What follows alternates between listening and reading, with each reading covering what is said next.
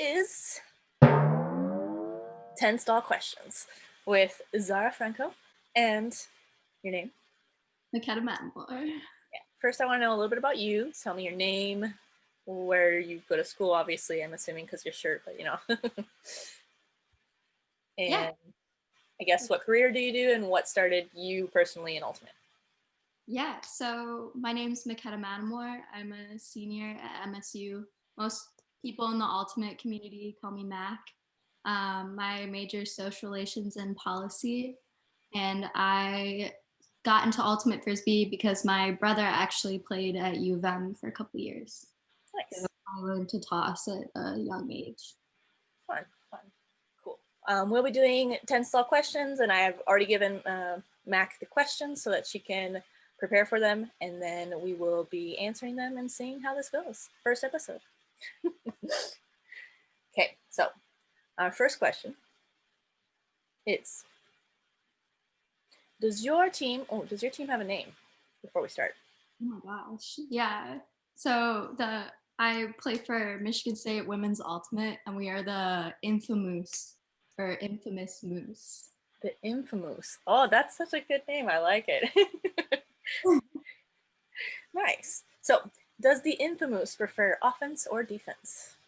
Yeah, I would say overall we prefer offense. Who doesn't like a quick play with no turnovers? Oh yeah. But we are a pretty defensively strong team, so we do like to work for it also. Yeah, I mean, I've heard before, like, even if you do play offense often, like, if you score every time, you're always on defense afterwards. So it's just like you have to be able to play both pretty hard. Yeah, absolutely. Okay, our second stall question is, what is your team's favorite cheer? We gotta go with the classic infa moose moose moose. That's the one that we do after almost every practice and in any like short timeout or anything on the field. Nice. Sounds like a fun one. We like scream it. So. Okay. What is your team's favorite strategy? Might be giving help to the competition. Can't reveal anything too confidential. But I'd say anything we're really comfortable with and like ran through like many times. Probably like a slant play to get it off the sideline, something quick like that. So you said many times. By that you mean you practice it so Yeah. many times? Yeah. Like everyone knows it. Everyone knows exactly where to go, exactly who's doing what, something like that. Now, quick question, side question from this, not ones of the ones I asked. I do this because a lot of our kids complain when we have them practice the same thing over and over again. Or like in different ways, obviously. But do you guys try different ways, or do you just practice the same thing over and over again? Or what do you do specifically to learn a drill or learn the play? Oh, we do it over and over again. We try like to mix like other things into practice. But if we really want something down, we'll do it at every practice multiple times. Just because in case someone wasn't there or like just people who haven't quite gotten it down yet, yeah, you really need those reps in to sorry. But it's important. It's true. Just The reps help. yeah, absolutely. They can be a little tedious, but we try to make them as fun as possible. They're just tedious because they're repetitions. Yeah. Okay, next question. How long has your team existed? Yeah, so the MSU women's team has existed since 1981. And Wow, I believe it was one of the first women's college teams in the country. that's amazing. I wouldn't have expected that answer at all.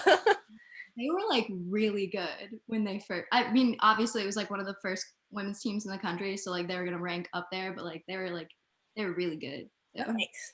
That's yeah. amazing. And were they still called the same? No, they were called the Fish Heads, I believe, Ooh. yeah, so how we got the name Infamous is because the MSU women's team was kind of like known for changing their name all the time. Oh. So then like, yeah, they were infamous for it, I guess. So then the infamous sounded like moose. Oh, that's That's a cool story. I like it. Infamous sounds better than fish heads for sure. Fish heads is kind of cool. I kind of like it. Okay, next question. I believe we're at stall 5. What traditions does your team have? Yeah, so we have a lot of like fun traditions. In the fall, usually any new players are rookies. They get like moose moms. So it's kind of our version of like big and little, I guess, like with like sororities. So Yeah. it just connects them with 2 older girls on the team that maybe they like would be maybe intimidated by or something since they're new. And they give them or make them like a little gift and like welcome them onto the team. And we also have spirit animals. So usually like the middle of spring season will grant or literally like knight a rookie their Do spirit. you do with a disc or do you have a sword? That's the question. Yeah, it's got to be with a disc. Oh, nice. Yeah, stuff like that. So the sword idea would be pretty fun too, though. But someone would have to have a sword. Yeah. We also love the song "The Dog Days Are Over" by Florence and the Machine. If we have like a longer break in a tournament, we'll like just like scream it. Yeah. Sounds like an effective way to release tension during a game. Yeah, it hypes you up. Really Yeah. Any other traditions? I'm and like classic stuff like alumni weekend. That was something sad that we couldn't do. Um, but yeah, those are our main ones: moose moms, spirit animals. Nice. Nice. So the next one is a tricky one. It's what's your team's biggest accomplishment? Yeah, this was a tricky one, but I think our biggest accomplishment is consistently making it to regionals, getting that regionals bid the past couple of years. I think it's over the past couple of years, like the other women's teams in the area have like seen us more as like competition. You know, they have to work to beat us a little bit, or they don't beat us. So definitely that. I think that I like the smug look on your face when you said that. Yeah, I'd say that's her biggest accomplishment. Yeah, it's definitely an accomplishment. I was saying it's tricky because an accomplishment can be anything. Like just basically having a team every year is an accomplishment, you know? No, okay. Having a team in the fall, that'll be an accomplishment. Like bringing people back from this like off year, definitely. So I'm manifesting that for the future. Yes, we'll manifest it together. Stall 6. Oh wait, was that stall 6? Yes, that was stall 6. My bad. Stall 7 is what does a typical season look like? Yeah, so we're pretty much split into fall and spring, like I can imagine most college teams are. Fall, we really focus on recruiting and then teaching those rooks, adapting to whatever they need, just like welcoming to the team even, and then just getting like playing time in for everyone. And then spring, we really, turn the gas on. We focus a lot on zone, definitely. And a lot of times we'll look at like what competitors are coming up, kind of snoop on them, what they've been doing, what zone they've been running, and kind of adapt to that. Nice. So taking out the competition. Sectionals is huge for us because that's usually like U of M is a fantastic team, and obviously there's the MSU U of M rivalry. So like that's something we really look forward to because we don't see them until sectionals and regionals. Fun. I bet that's intense games. It is crazy. It is like, yeah, it is very intense, definitely. But it's so fun. It is so fun. That's good. Do you guys, I mean, I don't know much about football or anything like that, but I know that they're big against each other in football. Do you guys like talk about football when you're on the field about that, or do you just focus on ultimate? The other girls do. Well, I mean, like obviously there's that like there's tension there. I couldn't care less about football, but some girls are definitely like huge fans. So it definitely transfers over a little bit for sure. Interesting. Okay. Stall 8.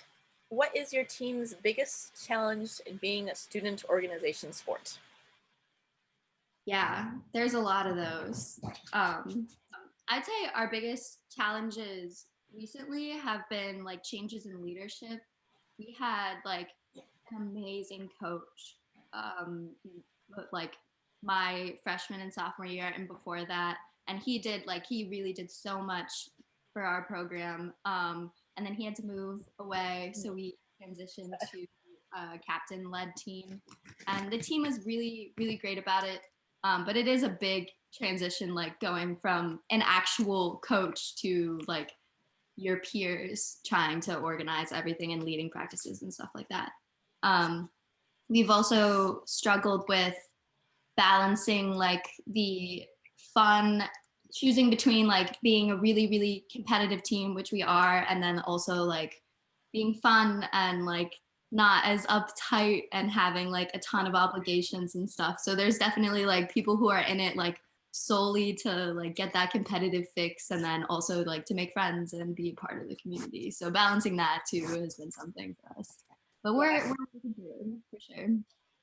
No, yeah, I totally understand. The team I played for back home in Dominican Republic, we were, our captain was our coach, and every now and then we try to get a coach, but it was just too hard to get back home because its ultimate isn't really a big thing quite yet, and it was really hard. But we had one of the actually best players in the country come to our team, and she kind of like co-captain coached, so like that was very helpful, and like with her help in like 2 years we won the nationals in the Dominican Republic, so that was a lot of fun. And then she moved to Colombia and became part of the Revolution team, so Wow.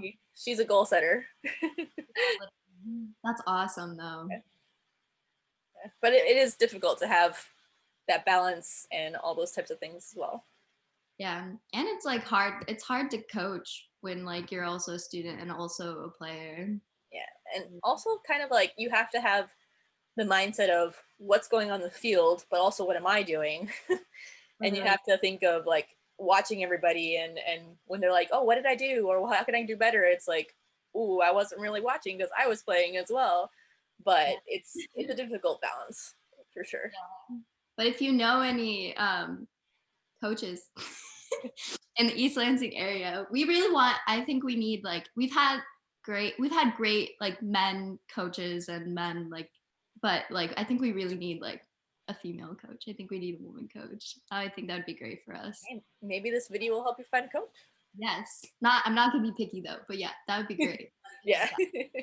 Yeah, that would be awesome. Yeah. Okay, we're at stall 9. How does your team choose captains? Yeah, so we start off where anyone can nominate someone for the position, or you can nominate yourself. And then at the end of spring season, we do like a little like elections process. So everyone who is nominated makes a speech on why they feel like they would do well in the position. And then we do like an anonymous voting process. And then we have 3 captains as a team. So then we pick the top 3. Oh wow, so you do 3 captains? Yeah, 3 captains, yeah. What do they have different roles? Um it normally plays out like that. Usually the like most, so this is my second year as captain, and we have an assistant captain position to sort of like steer people who are interested in leadership, like so they can get some more like behind the scenes before they're really, really into it. But it's a lot being like an entirely student funded led organized club, like how much we travel and how good we want to be, like it's a lot of work.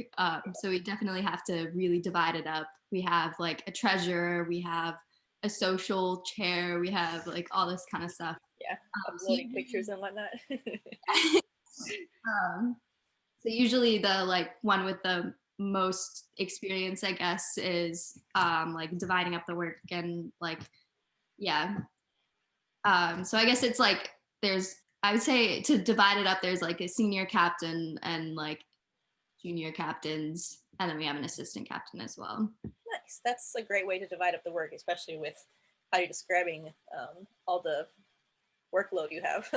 Yeah, it's really important, I think, to have like junior captains and even an assistant sophomore captain, because like when I leave, like they have to know what they're doing. So like I can't, it's important that not one person is doing everything, I guess. So the flow keeps.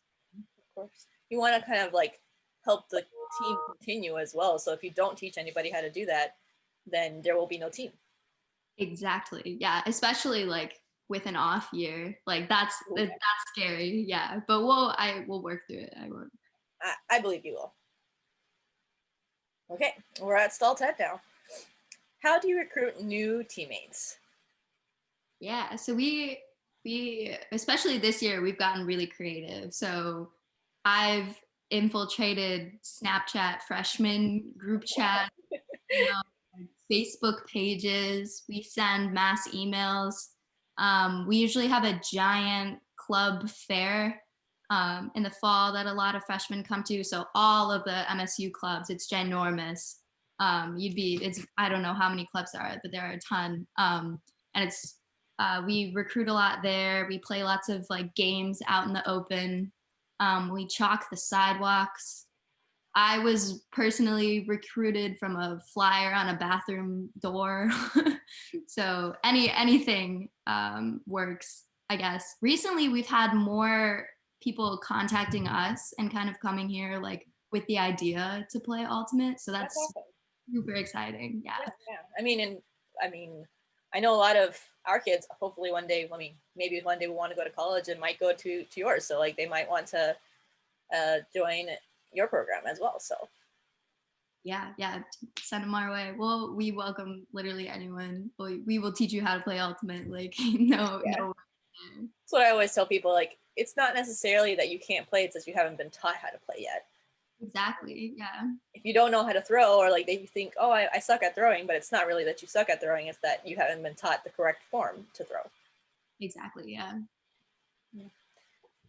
So I believe that is stall out. But I thank you very much for being here today, and I hope that this video is a success. Yeah, thank you so much. Outreach is great. We need more of it always. So